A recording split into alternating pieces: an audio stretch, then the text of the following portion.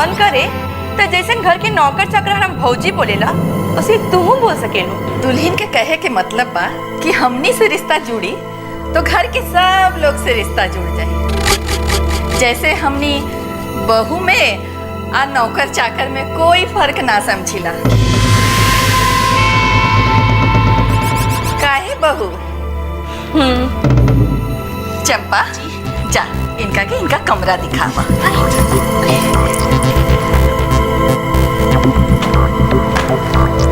देख लो मंजली, व्यवस्था तो ऐसा होता जैसे नौकरानी के ना महारानी के बुलेले बारी जा।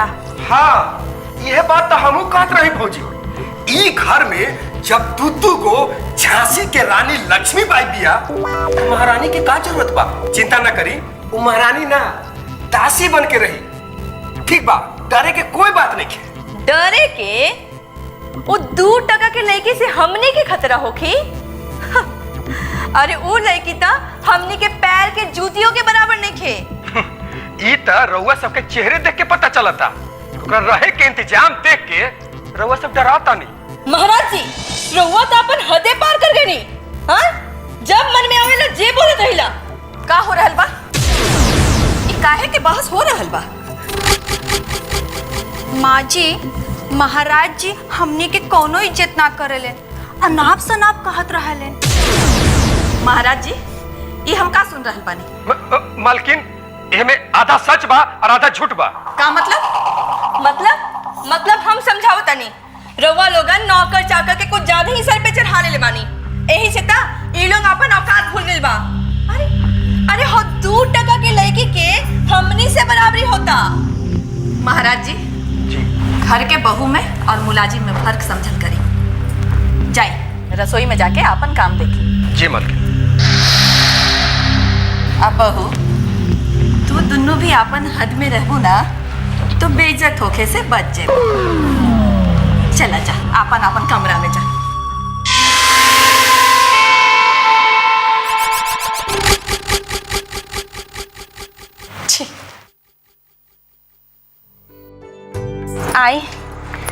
आई बंद कर दी।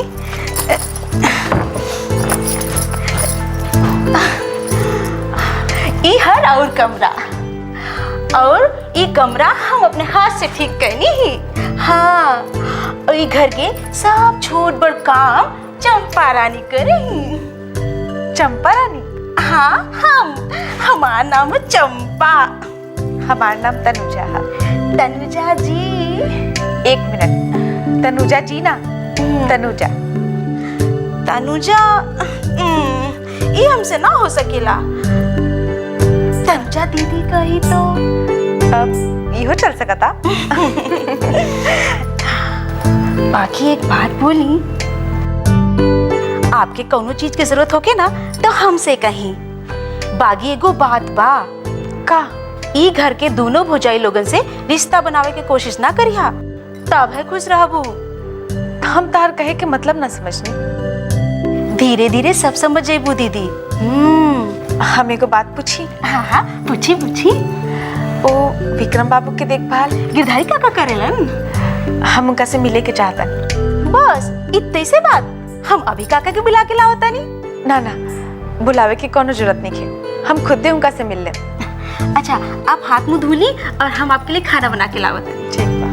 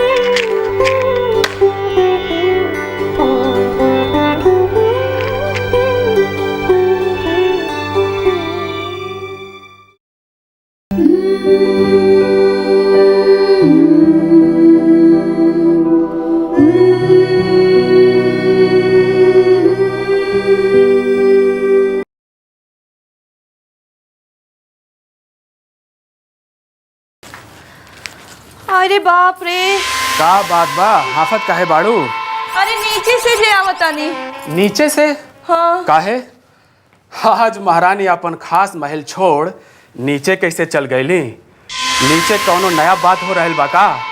नए बात बा, तब्बे तो हाफतानी। तब तक तोहरा के व्यस्त रहे खातिर बढ़िया खुराक मिल गईल बा, हैं? खाली आजे के खुराक नहीं मिलल, कुछ दिन के खुराक मिल गईल बा।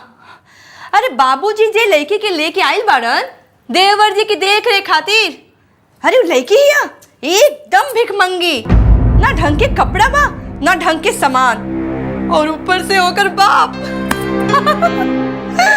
एकदम काला कौवा। अब तो हमरा डरे लगता कि ये घर में चोरी चमारियों ना शुरू हो जाए। अब चुप करा।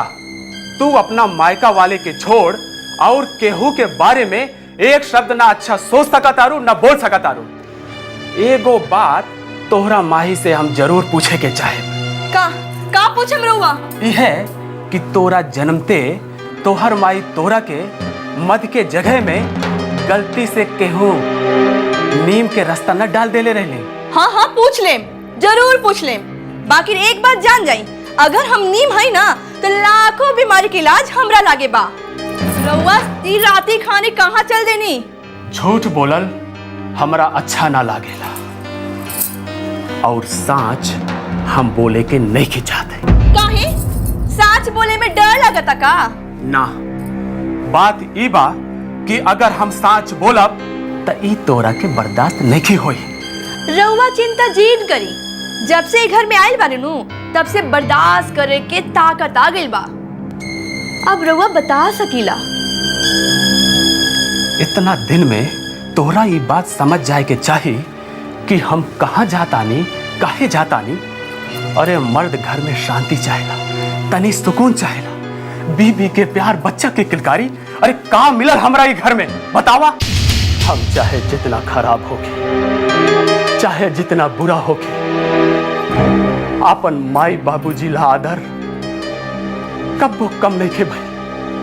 बाकी तोहरा चलते हम आज अपना माई बाबूजी के नजर में गिर गए पानी। हम अपन माई से ऊंचा आवाज में बात करी। तू हमरा के श्रापली सुमित्रा, हमरा के श्रापली। भगवान हमरा माफ करित।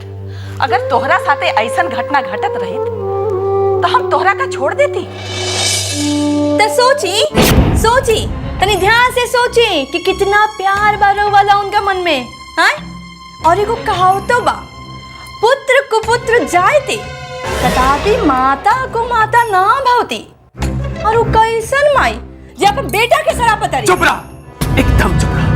तोहरा पहला में आके ना हम अपन माई से बहस करती और ना उनका से आग चुरावे के जरूरत पड़े। हाँ?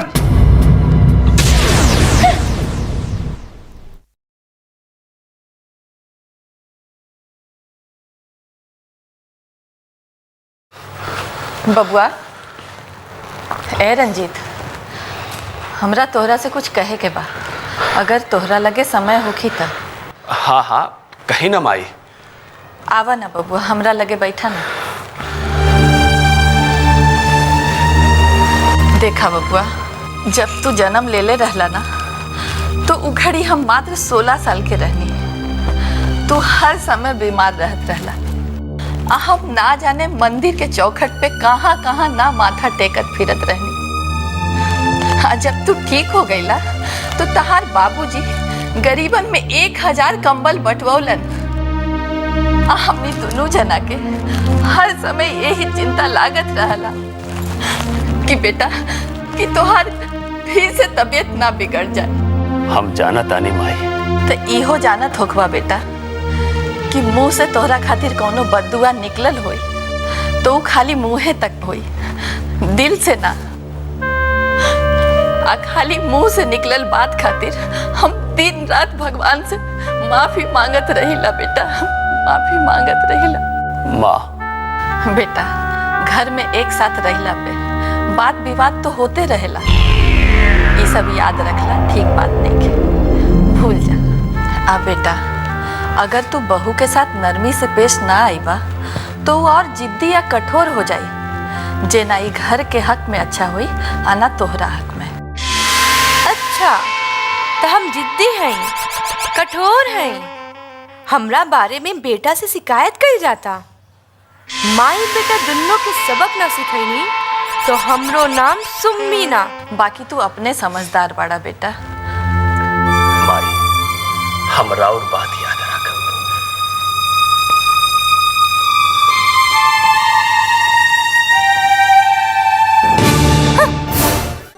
माई, माई, बाबूजी आ गइलन।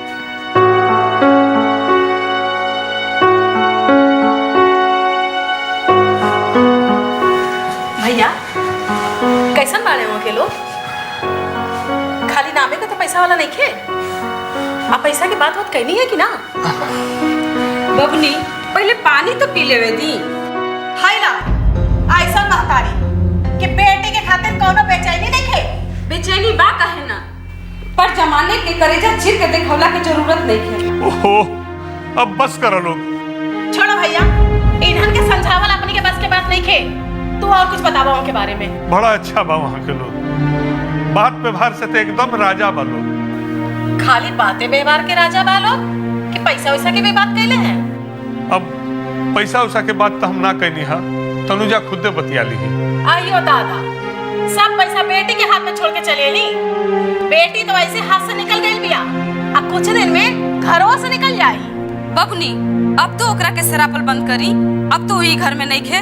ये है बात को तो चिंता बा भौजी कि अब महारानी का मुंह दिखाइयो करिए कि ना। जौन तो हम लोग के मन में आए तुम करा।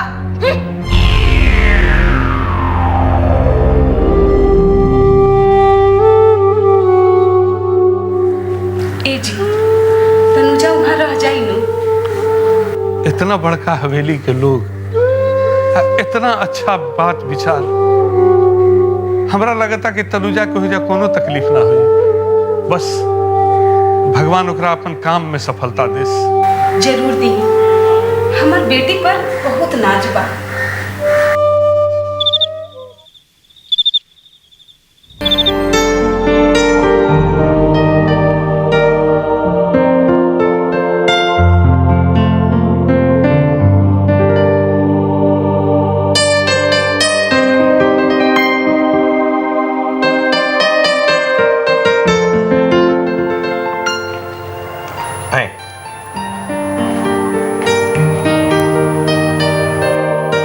विक्रम बबुआ,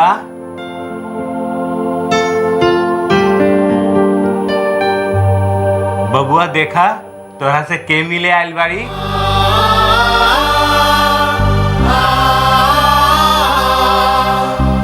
बबुआ देखा ना, तहार परी दोस्त तोरा से मिले आइल बाड़ी। परी दोस्त आइल बाड़ी।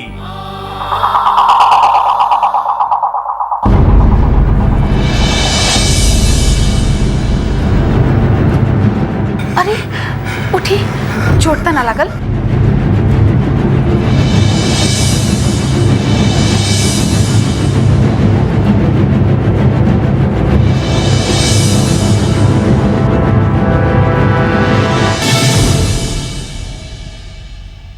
गिरी अंकल, ई परी दोस्त है? हाँ, हम परी दोस्त हैं। हमरा से मिले आइल बड़ी?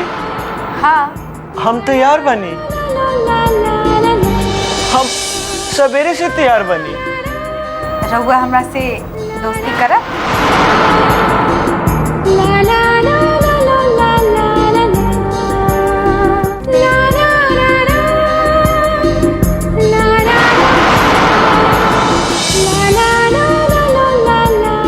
अब रहुआ ई बताई कि दोस्ती के मतलब का होला?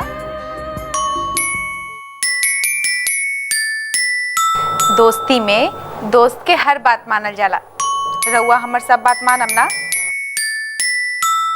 अच्छा तो ई बताई, रहुआ दिन में का खैनी है? का खैनी हा? खाना से याद आई, तू बैठ के बात कर, हम खाना के देखा तानी।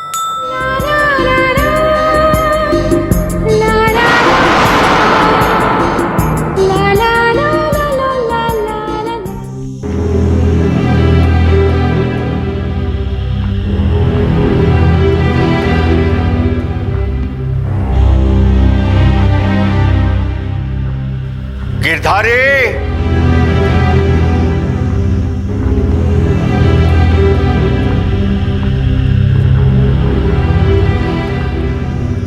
जी मलिकार।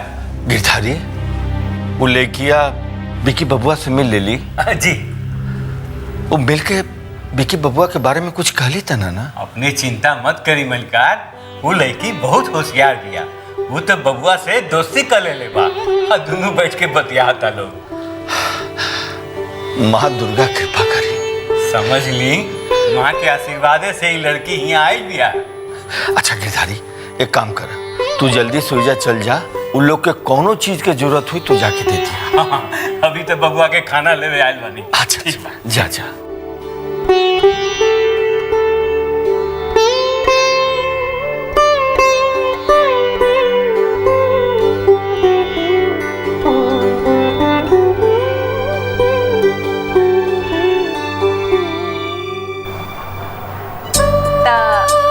अब हमरा और दोस्त बानी, अपन दोस्त के हर बात मानब नु? मानब। हमरा हाथ से दवाई भी खाए? ना, दवाई ना खाए। ठीक बा, तो दवाई ना खाए तो हमारी यहाँ कोनो जरूरत नहीं है, हम जाते। तो हमरा के छोड़ के चल जेबू? कहाँ चल जेबू? हमरा के हमार परी भी छोड़ के उड़ गई। परी दोस्त कहाँ बा? कहाँ बा परी दोस्त?